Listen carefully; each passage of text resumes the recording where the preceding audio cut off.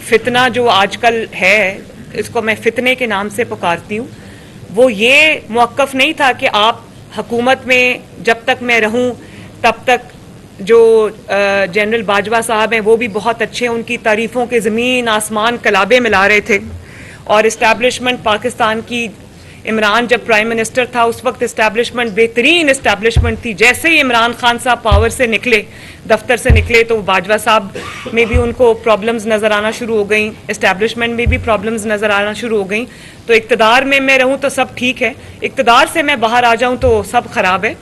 ये मौक़िफ़ नहीं था हमारा एक असूली मौक़िफ़ था। उसके लिए हमने जिद्दोजहद की, उसके लिए हम सबको पता था कि वो कोई फूलों की सेज नहीं है।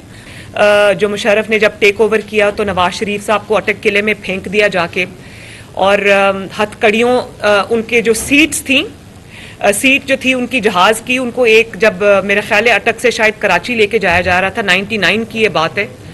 तो मुझे अभी भी याद है उन्होंने बताया था कि जब उनको एक इलेक्टेड प्राइम मिनिस्टर, ये RTS बिठा के प्राइम मिनिस्टर नहीं आया था, ये जनरल फैज़ का लाया हुआ प्राइम मिनिस्टर नहीं था, अवाम का लाया हुआ प्राइम मिनिस्टर था, तो 2/3 मेजॉरिटी से जीत के आया था।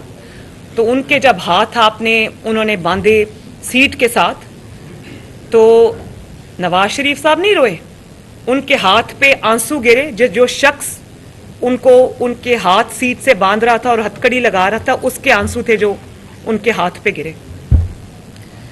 अटक किले की जेल बर्दाश्त की, और वो आप ज़रा अटक किला जाके देखें, वो वहाँ पर इंसान 1 घंटा नहीं गुजार सकता।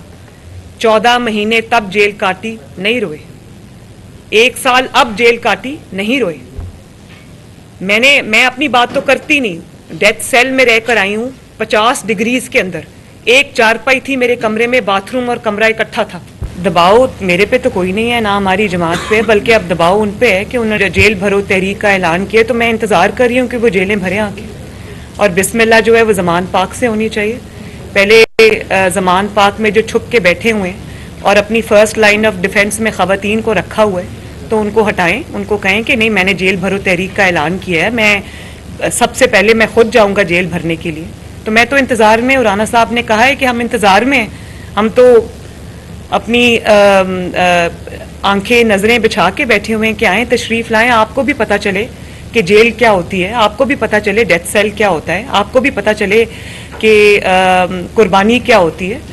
तो उसका आगाज़ ज़मान पाक से होना चाहिए। मेरे पे कोई प्रेशर नहीं, प्रेशर उन पे है जिन्होंने ये बात की, अब उसको पूरा करें, बड़ी मेहरबानी आपको। दूसरी साइड पे क्या हो रहा है, हमने 6-6 महीने की जेल काटी, हमारी जमानत नहीं होती थी, बेंच टूट जाते थे जब जमानत की बात आती थी। वहाँ 2-2 घंटे में पुलिस वालों के गले लग के वो रो रहे हैं, और वो 2-2 दिन की जेलों के बाद उनको रोना आ रहा है।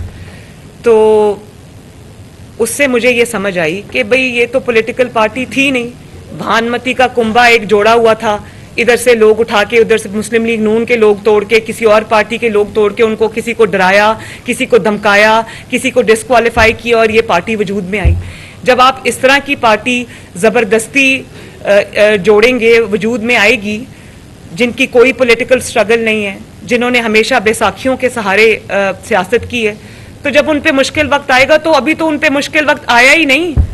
किसको हथकड़ी लगी अभी तक, और हाथ प्राइम मिनिस्टर के एक तरह बांधे गए हैं सीट के साथ, किसको अटक किले में फेंका है, किसको 2 बार उम्र कैद की सजा हुई है, किसको 10 साल के लिए डिस्क्वालीफाई किया है, किसको 7 साल के लिए डिस्क्वालीफाई किया है, किसके ऊपर मंशियात का केस बना है, किसी पर नहीं बना। इनके ऊपर तो जायज केस भी अभी तक नहीं बने, और जो बने हुए हैं उसमें ये हाजिरी भी नहीं दे रहे अपनी कोर्ट्स के अंदर। तो मैं ये समझती हूँ कि जब कोर्ट बुलाती है और ये नहीं जाते, तो ये हमारे इंसाफ के मुंह पर एक तमाचा भी है।